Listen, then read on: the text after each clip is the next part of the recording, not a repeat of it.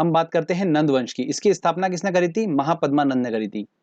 और नंद वंश के समय में मैसेडोनिया के सरदार सिकंदर ने भारत पर आक्रमण किया।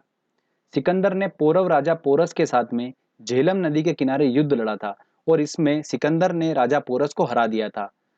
और ये युद्ध किस नाम से जाना गया? हाइडे स्पिन के युद्ध के नाम से जाना गया। ये काफी इंपॉर्टेंट है।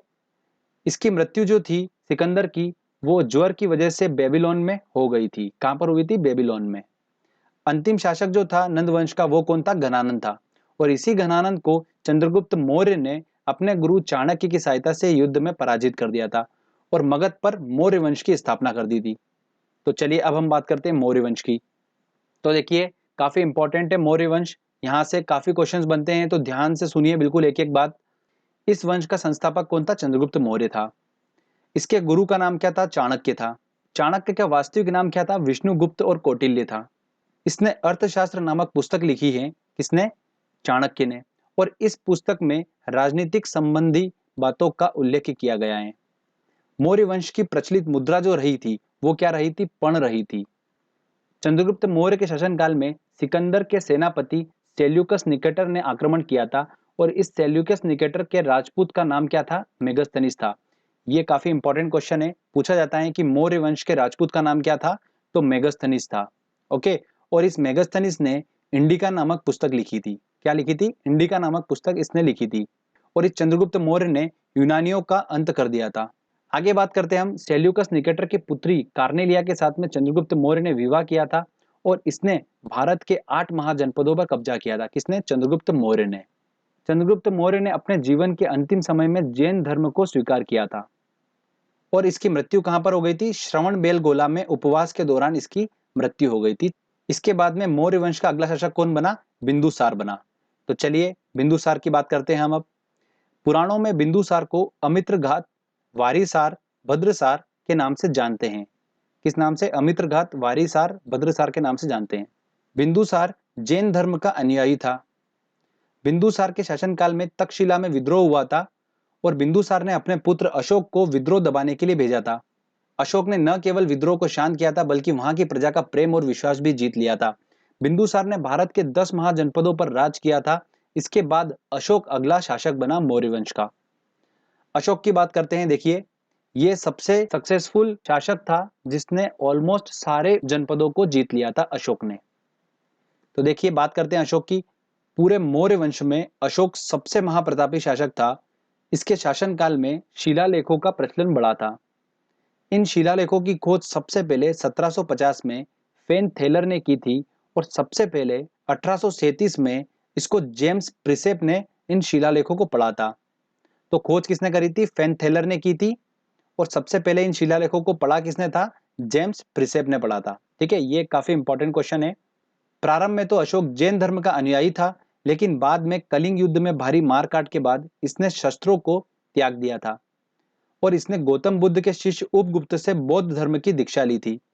इस वंश का अंतिम शासक कौन हुआ? वृद्धत हुआ। एक नोट ध्यान रखिएगा, स्पेशली अशोक जो था वो देवानाम प्रिय के नाम से विख्यात था। देवानाम प्रिय। तो फ्रेंड्स यहां पर हमारा ये मौर्य वंश खत्म होता है। इसके बाद में कौन सा वंश आया? चलिए मैं आपको बताता हूं। तो देखिए दोस्तों, हमने मौर्य वंश तक कंप्लीट कर लिया है। अब आगे बात करते हैं कि मौर्य वंश के बाद कौन सा वंश आया। तो देखिए मौर्य वंश का अंतिम शासक कौन था? वृद्धत था। इसको युद्ध में पराजित कर दिया पुष्यमित्र ने और शुंग वंश की स्थापना कर दी। शुंग वंश के बाद में वासुदेव आए। वासुदेव ने कर्ण वंश की स्थापना करी और उसके बाद सिमुक आया। सिमुक ने सातवाहक वंश की स्थापना करी और उसके बाद में इस सातवाहक वंश के अंतिम शासक सातकर्णी को युद्ध में पराजित करा श्रीगुप्त ने और गुप्त वंश की स्थापना कर दी। तो अब हमको क्या पढ़ना है दोस्तों? अगला इंपॉर्टेंट आ रहा है हमारा गुप्त वंश। तो देखिए दो हाईलाइटेड आपको दिख रहे होंगे, मौर्य वंश और गुप्त वंश। ये मौर्य वंश और गुप्त वंश दोनों बहुत ज्यादा इंपॉर्टेंट है, इनसे बहुत ज्यादा क्वेश्चंस बनते हैं। और जो शुंग वंश है, कर्ण वंश है और सातवाहक वंश है, इनके हमको संस्थापक के नाम याद करना है और इनका सीक्वेंस याद रखना है। ठीक है, इनके सीक्वेंस से और संस्थापक से क्वेश्चंस बनते हैं। तो शुंग वंश की स्थापना किसने करी? पुष्यमित्र ने करी। कर्ण वंश की स्थापना किसने करी? वासुदेव ने। सातवाहक वंश की स्थापना किसने करी? सिमुक ने करी। ठीक है, और इसी सातवाहक वंश के अंतिम शासक सातकर्णी को युद्ध में पराजित करा श्रीगुप्त ने और गुप्त वंश की स्थापना कर दी।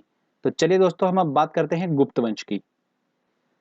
तो देखिए दोस्तों, श्रीगुप्त की बात करते हैं। श्रीगुप्त ने भारत के 6 महाजनपदों को जीता था। इसके बाद घटोत्कच आया और फिर चंद्रगुप्त प्रथम अगला शासक बना था। चंद्रगुप्त प्रथम आया।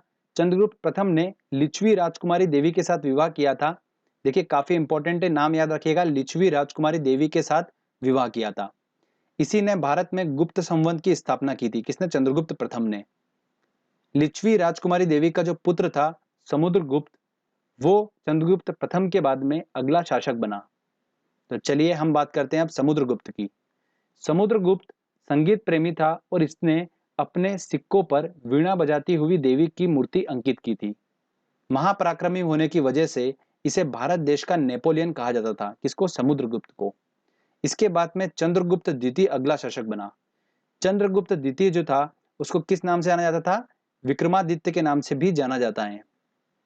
यह भी एक महाप्रतापी शासक था। इसने भारत में शकों के आक्रमण को विफल कर दिया था। अब शकों के आक्रमण से आप क्या समझ रहे हैं? विदेशी आक्रमण को विफल कर दिया था। ओके। भारत के इतिहास में सबसे पहले चांदी के सिक्के चलाए थे, वो किसने चलाए थे? चंद्रगुप्त द्वितीय ने ही चलाए थे। कालिदास, आर्यभट्ट, वराहमिहिर, ब्रह्मगुप्त, सुश्रुत इत्यादि विद्वान इसी के शासनकाल में थे। देखिए 3 बता रहा हूं जो बहुत ज्यादा इंपॉर्टेंट है। कालिदास, आर्यभट्ट, वराहमिहिर, ये तीनों तो बहुत ही ज्यादा इंपॉर्टेंट है। ध्यान रखना, ये तीनों विद्वान किसके शासनकाल में थे? चंद्रगुप्त द्वितीय के शासनकाल में थे। और इनसे रिलेटेड कुछ इंपॉर्टेंट पॉइंट्स बता रहा हूं, वो देख लीजिए। आर्यभट्ट जो थे वो खगोल वैज्ञानिक और गणितज्ञ थे और आर्यभट्ट ने सूर्य सिद्धांत की रचना की थी। किसकी? सूर्य सिद्धांत। अगला पॉइंट सुनिए, वराहमिहिर जो थे वो एक क्या थे? खगोल शास्त्री थे। ये एसएससी 2011-15 का क्वेश्चन है, 2 बार रिपीट हुआ है। आगे देखिए, कालिदास ने मेघदूतम और कुमार संभव की रचना की है। किसकी? मेघदूतम और कुमार संभव की। चंद्रगुप्त द्वितीय का शासनकाल भारतीय इतिहास का स्वर्णकाल कहलाता है। इसके बाद में अगला शासक कौन बना? कुमारगुप्त। कुमारगुप्त की बात करते हैं तो देखिए, नालंदा यूनिवर्सिटी की स्थापना किसने करी थी? कुमारगुप्त ने ही की थी। इसके बाद स्कंदगुप्त अगला शासक बना। स्कंदगुप्त की बात करते हैं तो इसने भारत में सबसे ज्यादा कृत्रिम झीलों का निर्माण कराया था। किसने? स्कंदगुप्त ने। इस वंश का अंतिम शासक कौन हुआ था? भानुगुप्त हुआ था। तो फ्रेंड्स, यहाँ पर हमारा ये गुप्त वंश जो है वो खत्म होता है। जो हम गुप्त वंश की बात कर रहे थे, ये गुप्त वंश का समय चल रहा था 250 ईस्वी से लेकर 500 ईस्वी तक। तो हम 500 ईस्वी तक तो आ गए।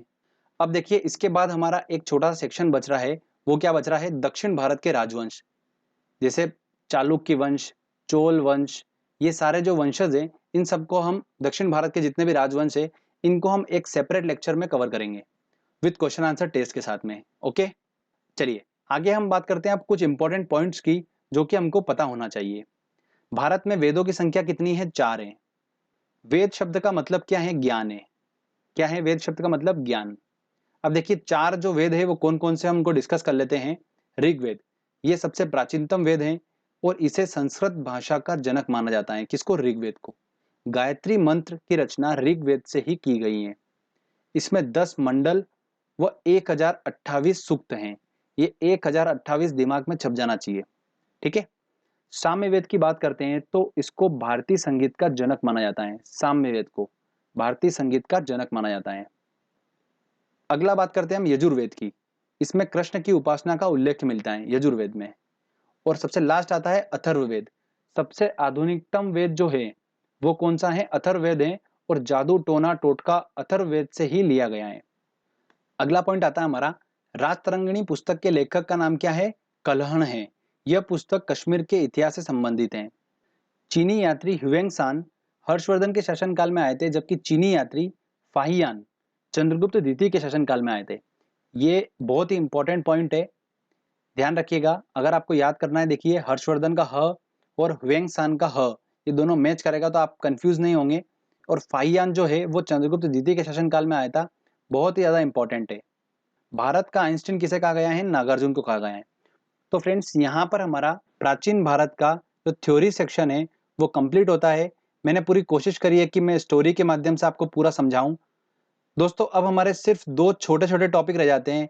एक रह जाता है धार्मिक आंदोलन, जिसमें हम पढ़ेंगे बौद्ध धर्म, जैन धर्म को। और दूसरा हमारा रह जाता है दक्षिण भारत के राजवंश। ये दोनों टॉपिक बहुत जल्दी मैं अपलोड कर दूंगा, तो आप टेंशन बिल्कुल मत लीजिए। अभी जो हमने पढ़ा है अच्छे से, चलिए दोस्तों हम टेस्ट लगाते हैं और देखते हैं कि कितने क्वेश्चंस हम सॉल्व कर पा रहे हैं। बहुत ही इंपॉर्टेंट क्वेश्चंस मैंने इंक्लूड करे हैं, तो आप टेस्ट जरूर लगाइए।